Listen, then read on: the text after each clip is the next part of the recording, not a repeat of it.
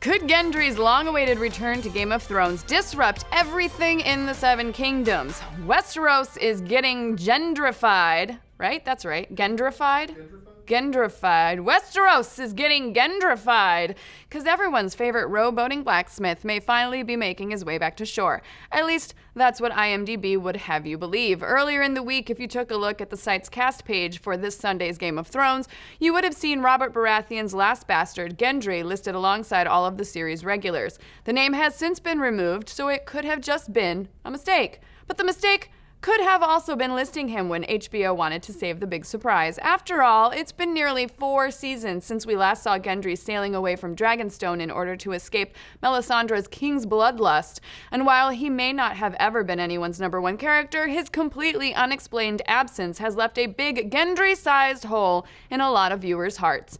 And they've been wondering when and where he might return, so it seems entirely plausible that the network absent-mindedly put his name on the IMDb episode page and then yanked it off when they realized what a huge spoiler it is. Plus, Joe Dempsey, the actor who plays Gendry, was spotted on set when they were filming this season as well as walking the red carpet at the premiere, and while some have theorized that may have all been a giant troll on the part of the creators, we prefer to think that this is all legit and that after a 34-episode absence, Gendry is finally coming home.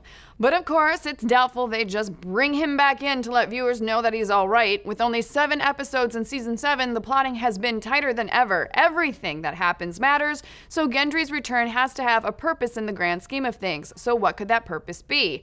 Well, seeing as how Gendry is most likely the last living son of Robert Baratheon in the show, bastard or not, his blood still gives him the most legitimate claim to the Iron Throne. Obviously, he'd need to be legitimized before he could make that claim, but at this point, that seems like a pretty small technicality to overcome. So there's always the chance that Gendry will pop in as a late-stage contender to the throne. In fact, maybe his shy boyishness and measured head will be welcomed with open arms by a kingdom getting awfully fed up with mad kings and queens. Yeah, it would come a little bit out of nowhere, but wouldn't an insane twist like that be the perfect way to end a show that was known for its insane twists? But as much as we'd love to see Gendry inherit the kingdom that is rightfully his, we're betting it's not his king's blood that is going to make him useful in the coming winter. It's going to be what he learned amongst the common people. In all likelihood, after Gendry fled in his rowboat, he ended up somewhere along the narrow sea, like Dorne or Braavos. There he could have established a new identity and started making a living doing what he does best, blacksmithing. But that self-imposed exile may be coming to an end soon when a casting blast goes out for all of the Seven Kingdoms' most skilled blacksmiths, one that can shape Valyrian steel or dragon glass into armor and weapons. When Gendry gets the call, he'll return to Dragonstone to help build Jon Snow's anti-White Walker arsenal. Either that, or he completed his journey up north to join the Night's Watch at a different location than Castle Black. He knows multiple people are out for his blood. At any other time in the history of the Seven Kingdoms, it would make sense that he would take the Black as a way to wipe the slate clean and stay out of reach. But things have really been heating up at the Wall, or should we say, cooling down, with the whole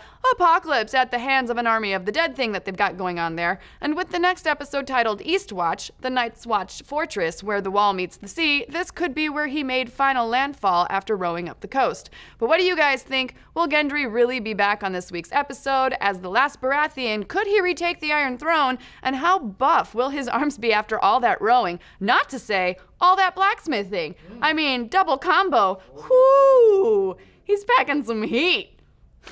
Let's discuss. And do you find yourself living in simultaneous fear and awe of tech billionaire and possible evil supervillain Elon Musk?